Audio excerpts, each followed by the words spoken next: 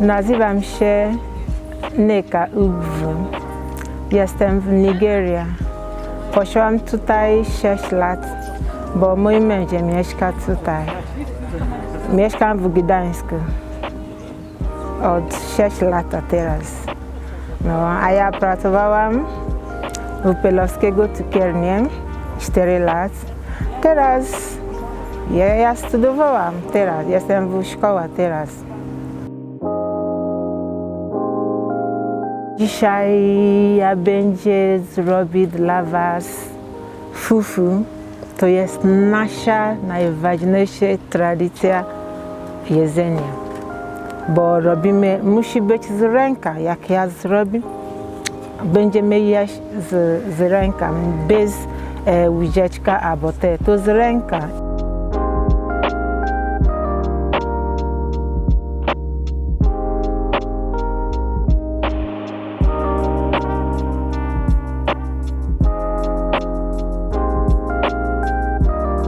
A druga będzie, to nazywa się dziagło.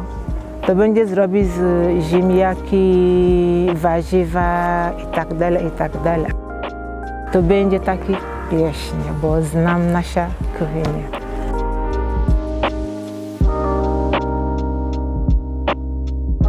U nas Igbo językowa smacznego to jest derio. To jest tak.